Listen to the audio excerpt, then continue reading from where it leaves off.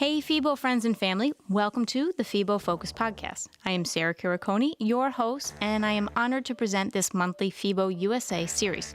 This informative and energetic podcast will feature trending topics in the industry and deliver educational insights combined with the stories of our invited industry experts and FIBO fam members. Welcome back to FIBO Focus. This is Sarah Kiriconi, your host. Today we have Daniel Gavrilov, the Director of Fitness at Boca Raton Resort and Club. Daniel, thank you for making the time to talk with us. It's my pleasure. I'm glad to speak with you, glad to see you, and I'm looking forward to speaking. Now, Boca Raton Resort and Club, it's a specialized studio and fitness club. So there are a lot of people listening in today that really are going to need your advice on what they can do in these times to slowly begin to open back up, ease their members back in. So I really can't wait to dive into that. But to start out, you're the director of fitness at Boca Raton. You don't just jump into fitness like that. What was your childhood like? Were you active in sports? What did you do as a young kid? You know, the funny part about this whole entire thing is the fact that as a child, my father thought I had issues with walking because I wasn't walking too well, and he actually put me in sports right away. The first thing he's put me into was swimming. So I started swimming ever since I was 3 years old, right? And my father himself was very active in boxing, so he was really into sports and pretty much physically fit. So, growing up, he's always tried to put me in some activities, swimming and so on and so forth. But, actually later on, we found out that I didn't have a walking problem. I was just fine. It was just, it just took the process of, just the development process, I guess.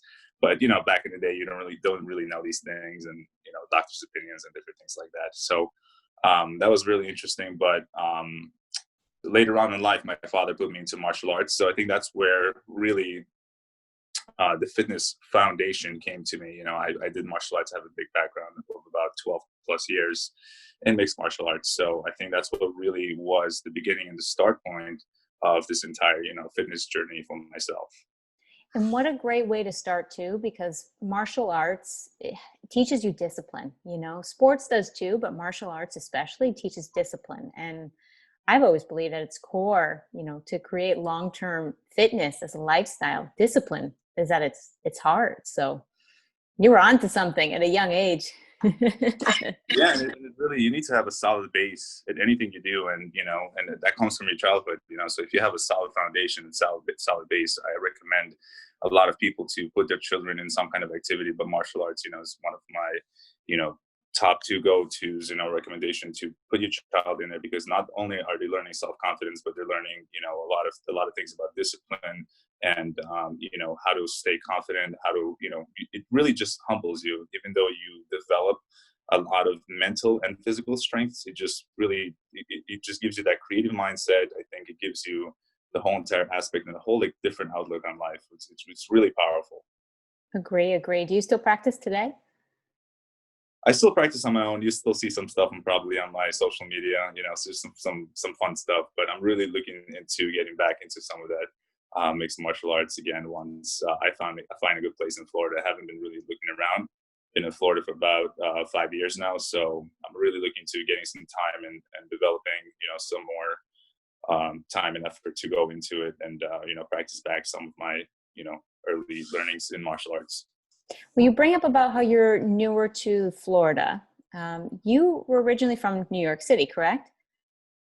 That's right. I'm in New York City. I've been in New York City for 18 years, and proud to say I'm a New Yorker. Moved to Boca about 4.5 years ago. So, going almost to 5 years. And it's been a great journey. I love it here. But once I moved to Boca, I had no clue anything about what Boca was. But one of my friends has lived here and recommended for me to come check it out. And it's like a little New York over here. So it's weird that the fact that I was trying to leave New York City and I came to East Boca, and it's all my New York people over here. So it was very interesting transition. So that was really, really fun. The group of snowbirds that had enough, but then they just recreate their home somewhere else. I'm from Fairfield County, Connecticut, so I totally get it.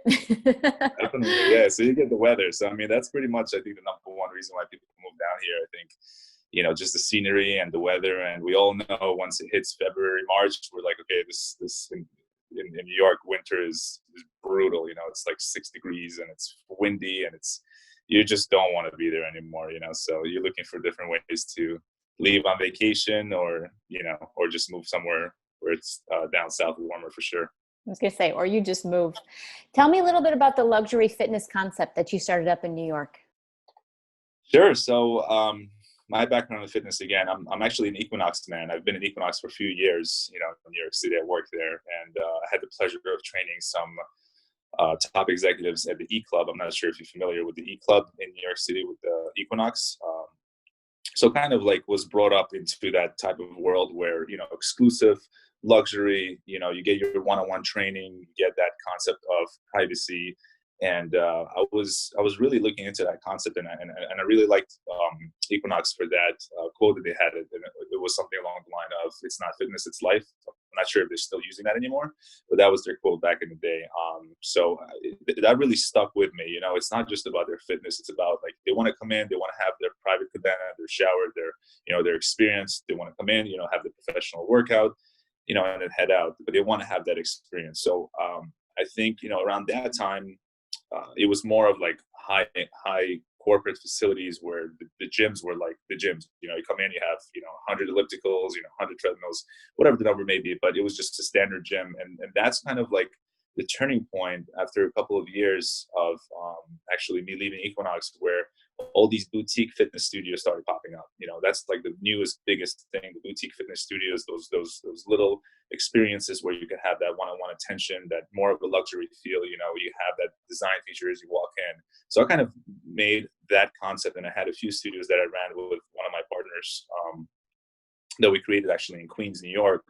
And we had a few of these studios that we created where you could come in and have that kind of private luxury feel, as well as also do these classes that were, small group training. It wasn't like 30, 40 people in class, but it was very catered to those type of executive professionals. Which I would imagine too, that is the appeal. And you just said it in that last line. You're not in a group fitness class of 45 people. When you're an executive, you're used to kind of running your own. It's like a private jet service, but for gym, it sounds like. Oh, 100%, 100%. I think it's huge. It's it's the next big thing, and it really took off. You could see these things. I mean, obviously, with in New York, they have those Barry's Boot Camp, Tonal. They have all these different companies that just pop up all over the place, and have been massively increasing in these boutique luxury settings. So then, being that successful with your luxury concept in New York, what drove you to move to Miami or to Florida? Well, to Florida itself, I mean, as I said before, the weather. I think New York City, I really tapped everything that I really wanted to do there. And I just really wanted to see what I can do next and where I can go. I've been in New York City for 18 years, and it was at that point where I said, you know what? If I don't do this now, when will I do it? When you have family, when you have kids, it's a whole different ball game. It's a whole different aspect. You have, you can't move around that much. So I wanted to do it while, I had nothing, pretty much no commitment. So I pretty much sold my shares of the company and moved down to Florida to see what I can create and what I can do down here. I said the same exact thing. If not now, when, and for the same reason. So I understand that completely. And I actually used to teach at Equinox as well, but I came from Boston. So the smaller New York City up there. Yeah, Equinox is great. I mean, the education level they serve is unbelievable. Unbelievable. I learned so much. I threw Miami in there, one, because I'm based in Miami, but also Miami Beach is where FIBO is hosted. So what's your involvement with FIBO? I started with FIBO about last year with Bob McFarland, and I think he reached out to me. And we've been on the phone a few times and kind of, did some video chats and really just spoke and met in person actually in FIBO of last year, which was great, unbelievable. I think really great education concepts they have over there, and pretty much really great programming. I'm really looking forward to being more involved in FIBO. I think, there've been many times where Bob has asked me to, do some interviews and some articles actually to write out. But I think with this, once we started that kind of conversation, that's where the COVID really kicked in, and we started to we fell apart with that. So I'm really looking forward to, the future, to see what we can bring to the table together, and for the audience, and what information we can provide to fitness enthusiasts and professionals. Well, certainly, this FIBO event that will be coming up later in this year, and it's open to all fitness professionals. So I will happily jump into another interview with you there, and we can definitely delve deeper into that, because that's what we did last year with some of the attendees and hearing about their experiences. But it's truly phenomenal, and Bob McFarland is a standout man in every way. You can tell good leadership comes from the top. So without a question of a doubt, it's one of the best organizations that I've ever come across in fitness, especially. No doubt. Unparalleled, amazing, and well put together guy. I really do enjoy working and speaking with him. We brainstorm at some amazing ideas. So, like I said, really looking forward to putting some stuff together with him for everyone. And it will come back. So COVID or not, it will come back. And I think that brings up a good point too. We're all facing different challenges with what's going on, but particularly at smaller or boutique resorts and fitness facilities. You as a director at Boca Raton Resort and Club, what are some of the challenges that you're facing right now as things are beginning to reopen and get reacquainted? It's a great question. I see them as learning experiences, not really challenges. I think every one of us can come across and learn something from it. And, but the thing is, the questions are, how do we operate safely? How do we operate, where the safety is number one priority for our members and guests of the hotel, right? So if you have a studio, or if you have a gym, if you have, a base where people are training, you have to make them feel safe. So how do we keep them safe? How do we provide that luxury experience as well for myself? Again, I'm speaking more of like a hotel environment. However, you're in a studio, you want to provide that customer service either way in any business, right? So some of the challenges I think most people are facing are the fact that they, number one, well, they can't open up, right? So they're having a huge challenge with that. But once the phase, like in Florida, has been, we're ready to open, right? So they're having challenges on bringing back the members. I'm bringing back the members to come back and work out, and really give that revenue back to the facility. So some of the things that I would recommend for the studios to be doing is really take advantage of social media and really show the protocols. A lot of these companies that I've been working with and I've been seeing and collaborating with are showcasing their playbook. So they're literally posting their playbook up and saying, hey, these are the protocols. These are what we're doing to keep you safe. This is why you should come to our place, because we're super clean. We're sanitizing every half an hour, every hour, whatever it may be, whatever your protocol is. We're only allowing, let's say 15 people per class versus, 25 or 30. So we're keeping the social distancing rule. Mr. Bob Smith is cleaning the equipment. You're taking pictures of it. You're posting it online. People, they're seeing it, and they are, they're saying, okay, wow, they're taking these measures. I feel safe. I can come in and I can get a good workout in, and really take things into digital perspective. So you need to post more things, and you need to come up with these Zoom workouts. I've seen different companies and different studios just start doing things at their studio, recording and just blasting it out online, and just, having their members are paying for these classes. So, you have your membership. As a studio, you have your following. If you have a studio and you've been in business for 5-10 years, you have your following and you have your supporters. People will support you no matter what it is, no matter what you're going through. So provide them with content. Don't ever stop communicating. Always stay engaged with your members and your potential members. Completely always contact them, always market to them, always show them that you're there for them, and give them the workouts, because they're at home. They want to find something to do and stay active. So as long as you're engaged, and as long as you're sure that you're passionate and care about it, you'll have that support. So until that point, you're able to bring back the members to your facility, you need to keep some kind of engagement with them. Some will say too, and that's a really wonderful topic, because social media can be used in such a powerful way to stay connected. You're spot on. Would you say too that will it drive members away because you're giving it away for free? What's going to get people to come back in? And how do you keep member retention, at this point? Yeah, it's a great question. I mean, people have fear over that. And I think that's why people are afraid of going digital, because they're saying, hey, I can provide this. If I provide this content online, what makes it for a person, not to be able to come in and not do it? It's two different things. Once you experience something at home, and then the other thing is when you go and you're working out at a studio. It's a two different scenarios and two different feelings. Some people really want to get out of the house, so the only reason they're not coming out is the fact that it's a safety feature, right? But if you're showing them that the safety is the priority and you're taking the measures and you're showing it to them, people feel much safer, right? So the protocols that I'm doing personally right now with my team and making sure that we're doing the temperature check. So once people come in, we're checking everyone's temperature, making sure that there's no temperature over 100.3.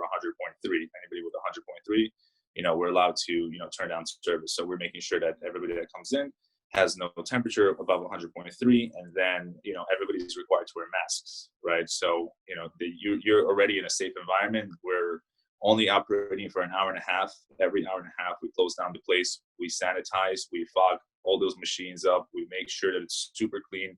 When you walk into that facility, you will smell chlorine, like it's a type of chlorine smell. It was interesting because a lot of people thought that it would turn people away. It actually makes people feel much more safe. So they walk in, they smell that cleanliness. They're like, wow, they associate it with, being safe. It's just like when you drive by a terrible example, but McDonald's, and you start feeling like you're hungry, you smell those fries or burgers or whatever it is, and you associate it with something. Same exact thing when you walk in, you smell that chlorine or you smell that sanitation. You're like, okay, you know what? I really feel safe going on that cardio unit, or I really feel safe picking up those dumbbells because I know they have been sanitized and clean, and my safety is their priority. But not to get off the topic, like I said, everybody has had that fear of the digital piece of their, hey, if I'm going to go digital, will I lose members? Will I lose service? Definitely not, because you're providing a different type of content to your membership. Now, if you're not providing it, there are 3, 4, 5, 10,000 other companies that are going to provide it. And once you don't provide that, the other members are going to go to, your members are going to go to these other companies and are going to be utilizing them. So you may as well capture your membership and keep them busy and keep them involved over digital. And the ones that do want to come back will come back, and as well as the new memberships that you'll get from the digital as well. You're going to be marketing more and more, so people will be finding out more about your studio. They're going to be interested. They're going to be coming by to try out the classes. So you have so many different positive things from doing that. Everything that you're bringing up is really incredible. And even talking about, you jumped ahead because I was going to ask, what are the protocols that you're implementing? And you bring up about scents and smells, and it's so true because you're evoking all of the senses that it triggers a safety. It triggers a we've got you. And I think above all right now, when people are afraid and they're fearful, they want to feel safe. So creating that environment in every way, and caring for people online and saying we're still here from you, they're all little touch points. And when you mentioned about McDonald's, I was going to say bakery. So I think we're in the same. It's like you walk into the grocery store and you smell the bakery, and you're like, oh, bread. Oh, no, I came here for milk. Right. Okay. Or almond milk or 100%. whatever. Or when you go to the doctor's office and it has that scent, you always get like anxious and scared. Totally. So If you're the dentist and you hear the drill and you're like, oh man, there's $1,000. Yeah, 100%.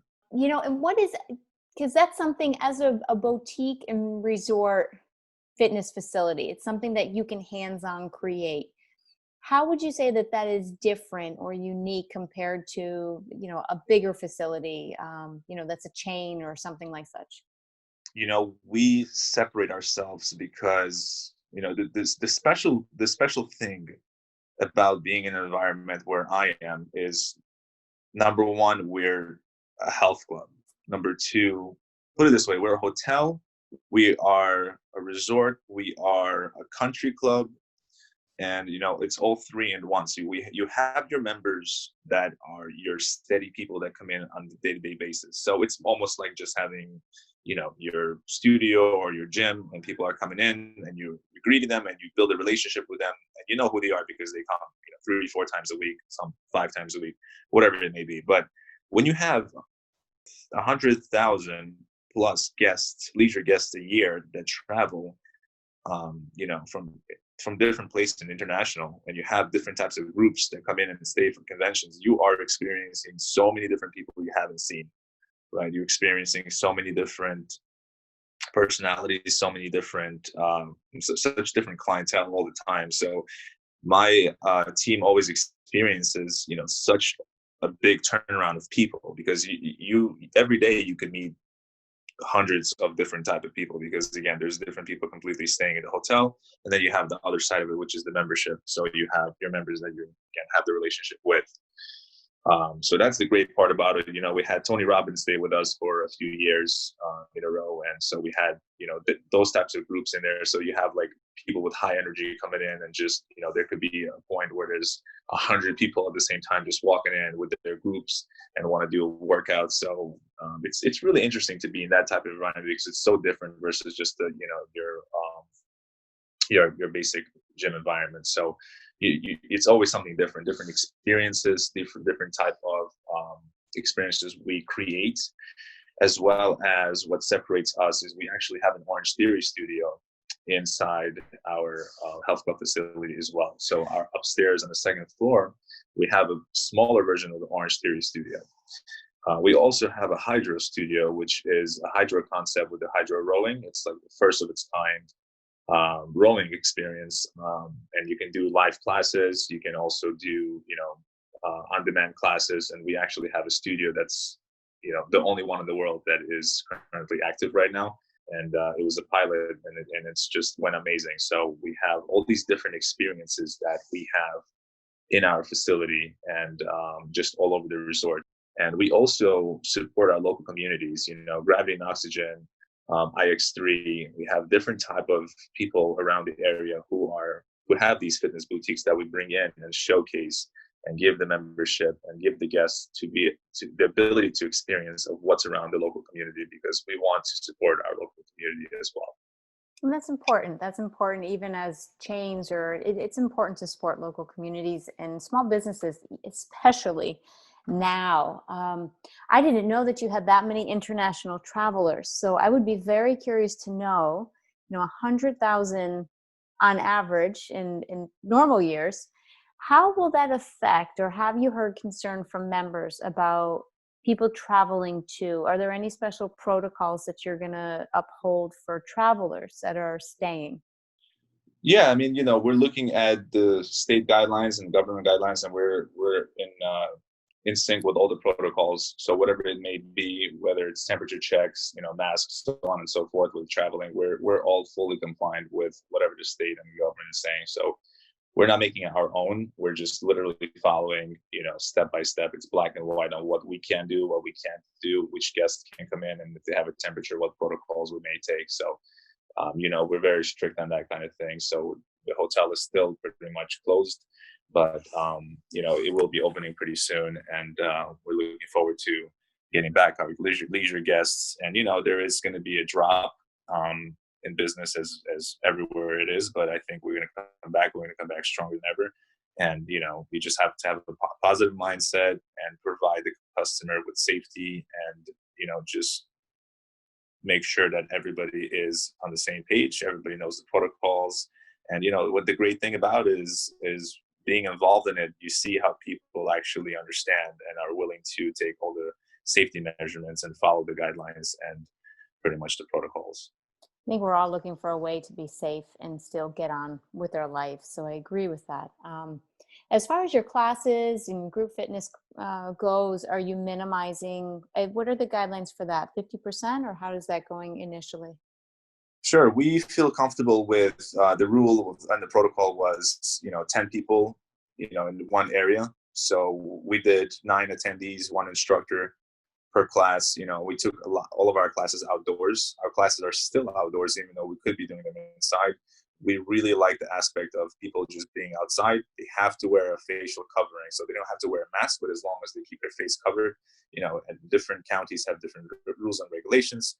but we want to make sure that everybody's safe on our end and people are really enjoying it. People were really excited and happy to come back into the facility and into the Boca Resort and be even on the outdoor grounds. Again, like I said, we're 337 acres, so there's so much room for, for playground and just making different type of bodyweight workouts, keeping the social distancing, but, keeping our community positive, strong, and making sure that everybody's fit and healthy. So, we made sure we put those protocols in there.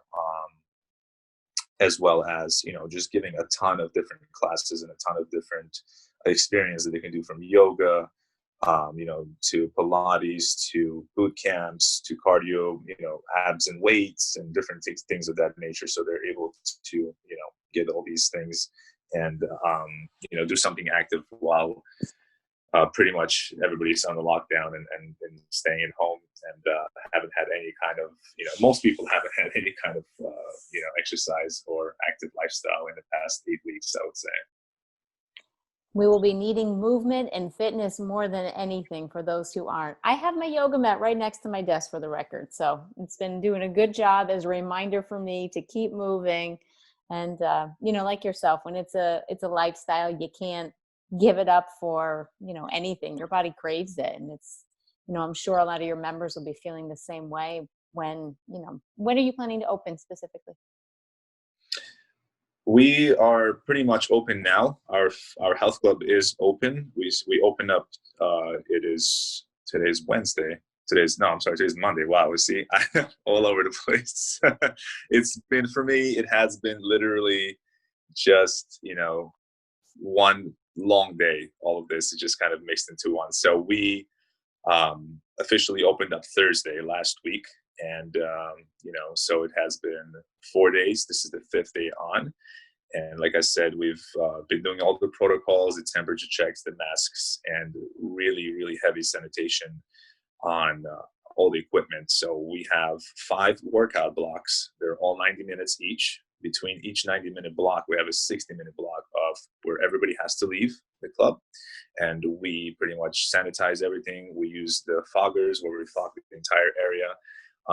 We wipe everything down, and we make sure that when the next wave comes in, everybody uses hand sanitizer before they walk in. They come inside. They have our sanitary towels. We give them with our gloves and a water bottle, and they're all ready, set to go. And we kind of put stickers on the floor to make sure that everybody's following the 6-foot distancing rule. We turned off every other cardio unit, making sure it's 6 feet apart from other people. So again, everybody has been coming in and just really thankful and saying what a great job, what an amazing job, that they feel safe, and how the studio is just super clean, and it they feel safe. That's the most important thing. But yet we're still keeping our customer service, and they're still able to get a good workout in.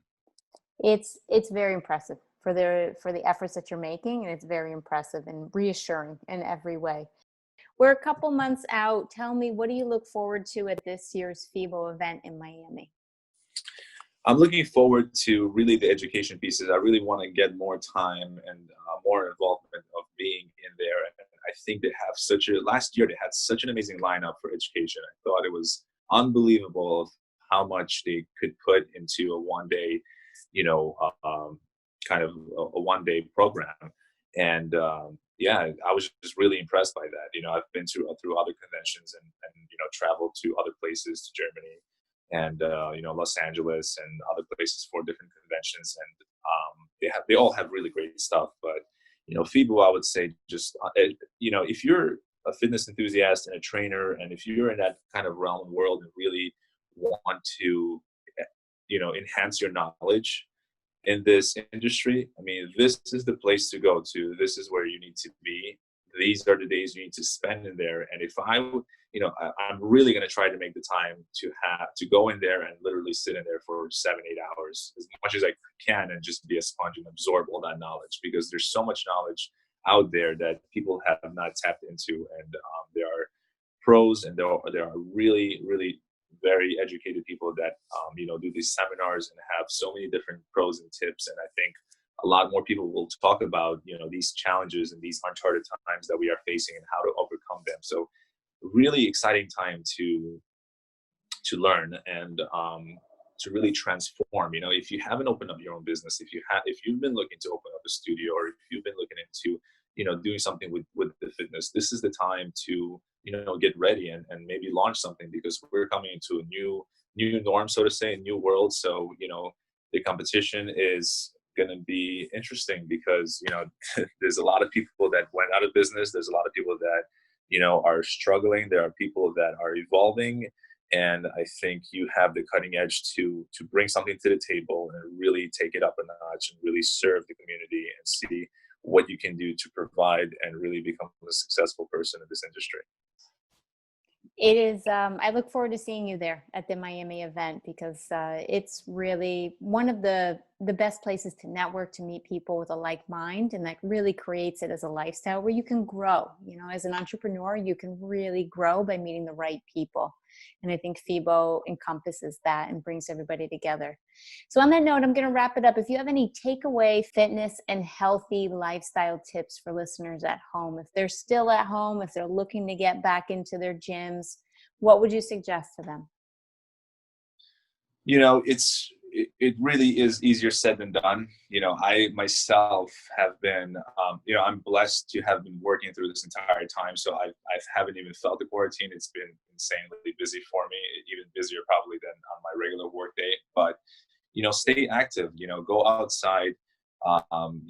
As this is my personal opinion, spend as much time as you can without the mask to breathe in fresh air if you can. If you can go outside and get that fresh air, because sitting at home, again, if you're not prone to any kind of disease, and if you're not, if you don't have any underlying conditions, go outside, be active, walk. I think a lot of my friends and people that what I recommend to them is take somebody that you enjoy having a conversation with and go for a long walk. Brainstorm ideas. This is the time where you can get so much things done from creative. So if you had a side hobby, if you wanted to always do something that you haven't done before, this is the time to tap into it, because you have all the time in the world, and just the way you can stay active and fit is just, like I said, it's easier said than done, because most people don't, have a hard time to even get into the gym. But, go outside, find something that you feel good doing. If you can go outside and, play basketball, do that, do some kind of activity that you don't feel like you're doing work. But, go on that long walk with your friend. If you can go on the beach, go on the beach. I know some places have opened up that area. So, be as active as you can and get some friends together. If you can, maintain the social distancing and just, stay active, stay fit, and just be safe. Good words of advice, and things that I'm doing myself. So I encompass and encourage that lifestyle as well. Daniel Gavrilov, thank you so much for taking the time to share your insight, your knowledge, your expertise, and a lot of great advice for boutique fitness studios out there to take some ideas from on how to be safe, how to create a space, an environment that leaves their members feeling safe as well, so we can all get back to that active lifestyle, but in a healthier way, I hope. Thank you for your time and your expertise. It's been my pleasure. I hope to see you this year at FIBO. You definitely will. We'll see you there. Thank you for joining us for this episode of FIBO USA Focus Podcast. We hope you enjoyed hearing from Daniel Gavrilov about how this former New Yorker, now director of fitness, is implementing safe strategies to reopen for members and guests post-pandemic. Don't forget to rate, review, and subscribe to the FIBO Focus Podcast, and tell us what you'd like to hear about in the fitness industry. Who knows, maybe we will interview one of your favorite industry pros next. You can stay up to date with everything about the podcast and our FIBO USA event by following on social media at FIBO USA. Thanks again, and keeping an eye out for our episode dropping next month.